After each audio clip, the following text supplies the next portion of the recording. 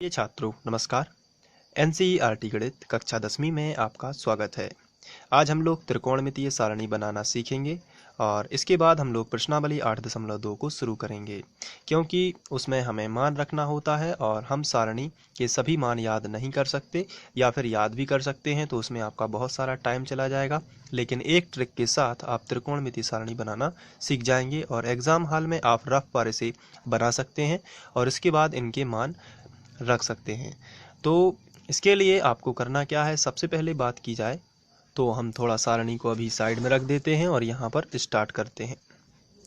तो इसके लिए पहला स्टेप ये होता है कि हम सबके यहाँ से जीरो से लेके स्टार्ट करना है और जीरो के बटे में हमें यहाँ पर 0, 1, 2, 3, 4 जीरो से लेके 4 तक की गिनती लिखना है।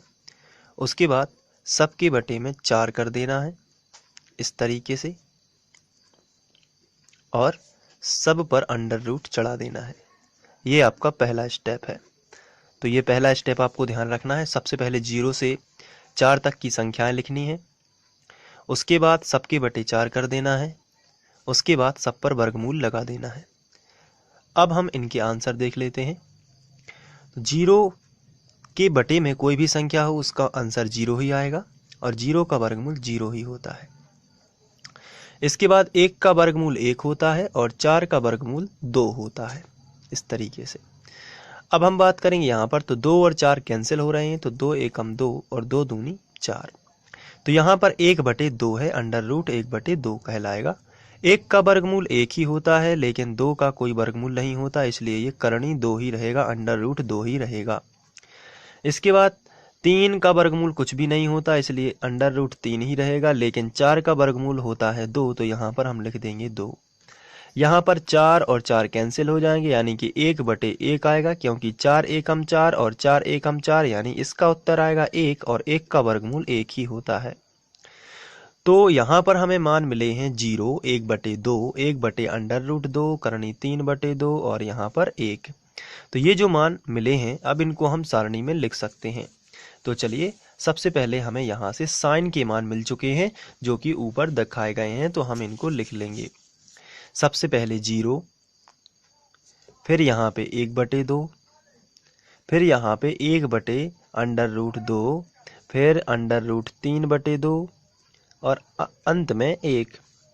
ये मिला है हमें साइन का मान। जैसे ही आप साइन का मान प्राप्त कर लेते हैं तो इसको उल्टे क्रम में यहाँ से लिखना स्टार्ट करेंगे तो कॉस का बन जाएगा। जैसे यहाँ 1 लिखा है तो यहाँ पे लिखिए, इसका मान यहाँ पे लिखिए, ये सामने आ जाएगा, ये यहाँ पे पहुँच जाएगा और ये यहाँ पे पहुँच जाएगा, यानी उल्टे क्रम में आपको लिखना है। चलिए 1 लिख दिया है, इसके बाद हम इसे लिखेंगे यानी कि √3/2। इसके बाद ये सामने सामने आ जाएगा 1/√2। इसके बाद ये यहाँ पे पहुँच जाएगा 1/2 और ये 0 यहाँ पर आ जाएगा। तो ये हमने बना लिया कॉस। बहुत ही सिंपल था कॉस बनाना। साइन बनाना आपको मालूम है, 0 से 4 तक की संख्याएं लिखी हैं, उसके बटे 4 करके सभी पर अंडर रूट लगाना है तो साइन के मान आ जाएंगे। और कॉस के मान साइन को उल्टे तरफ से लिख देते हैं इस तरीके से, तो कॉस के मान आ जाते हैं। अब हमें tan का मान निकालना है, तो इसके बटे में ये कर दीजिए, इसके बटे में जब आप ये वाली संख्या करोगे तो इस वाले पे मान आ जाएगा, इसके बटे में ये करोगे तो ये आ जाएगा, इसके बटे में ये करोगे तो ये आ जाएगा। इसी तरीके से सबके बटे में करेंगे तो नीचे वाली संख्या या नीचे वाले खाने भी भर जाएंगे। चलिए स्टार्ट करते हैं।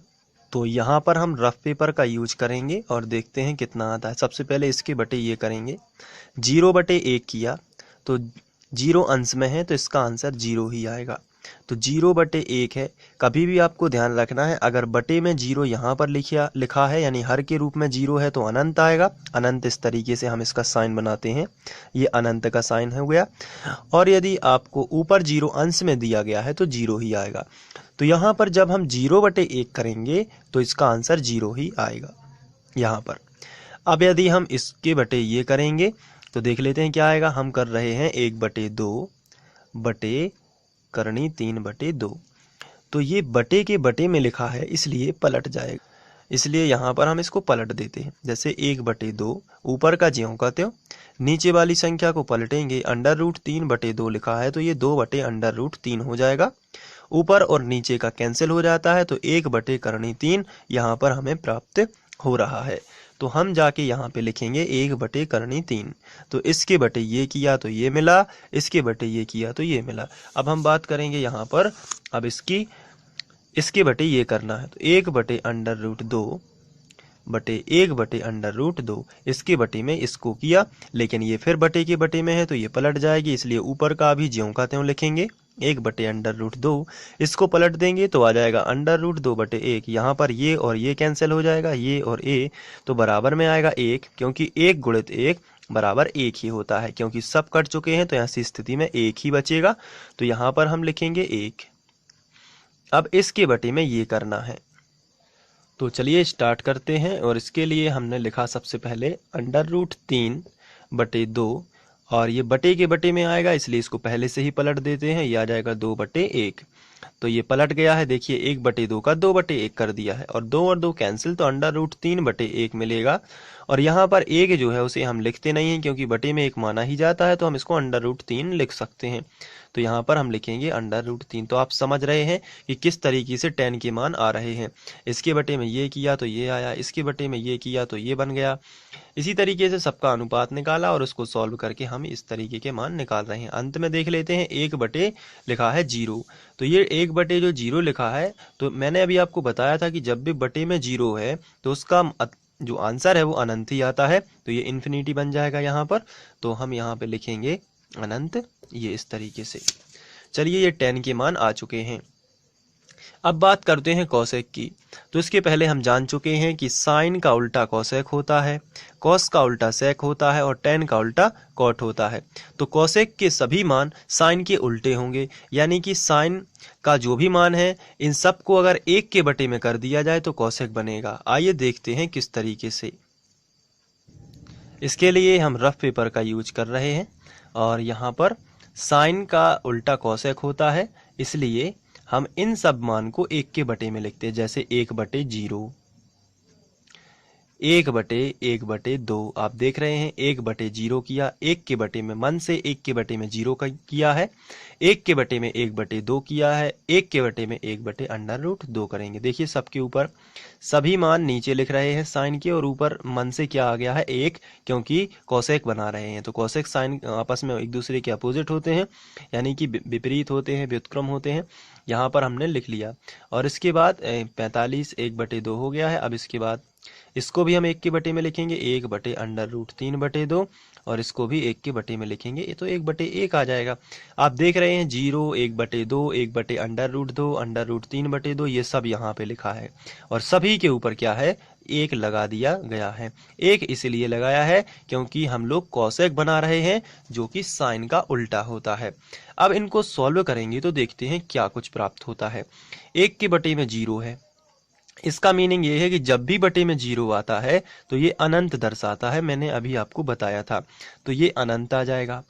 1 के बटे में 1/2 है, तो बटे वाली संख्या पलट जाएगी, तो 1/2 का हो जाएगा 2/1, तो ये यहाँ पे पलट के पहुंच जाएगी 2/1, और ये यहाँ से हट जाएगी। 1/2 का क्या हो गया 2/1, तो 2 ऊपर है 1 नीचे है, तो 2 एकम 2, और बटे में 1 माना ही नहीं जाता, तो 2 एकम 2 ही आपको प्राप्त हुआ है। इसी तरीके से अगर इसकी बात करें तो 1/√2 है, ये भी पलट जाएगा, तो √2 ऊपर पहुंच जाएगा, और 1 जो है वो नीचे आ जाएगा, तो √2 है जो, इसको हम लिख सकते हैं।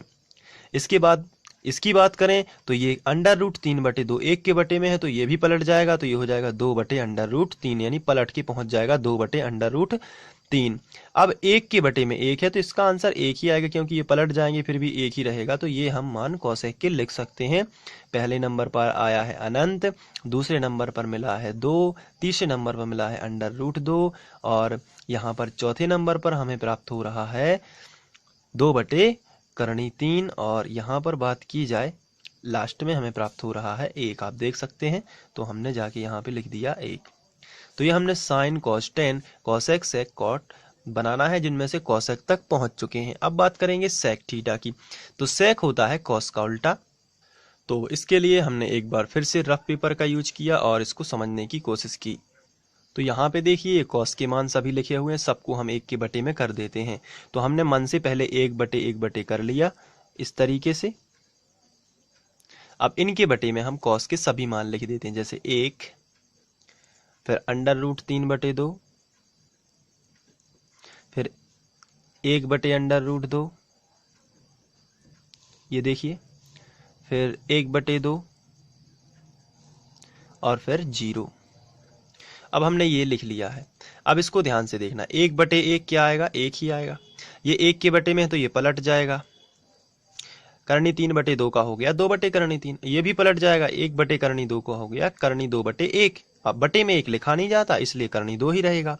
1/2 का हो गया 2/1, लेकिन बटे में 1 लिखा नहीं जाता तो 2 ही हो जाएगा। 1/0, जब भी 0 बटे में हो तो ये अनंत हो जाता है, और ऊपर हो यदि 0 तो क्या होता है, 0 ही होता है, लेकिन नीचे 0 है तो क्या होगा, अनंत। ये मान हो चुके हैं सेक के। सभी मान लिख लेते हैं, 1, 2/√3, √2, 2 और अनंत। इस तरीके से आप चाहें तो इस तरीके से यहाँ से भी स्टार्ट कर सकते हैं लिखना, ये पूरा बन जाता है। चलिए अब बात करते हैं कॉट की। तो कॉट जो है वो किसका अपोजिट होता है, आप सभी जानते हैं, tan का अपोजिट होता है। तो आइए हम इसको रफ में समझ लेते हैं।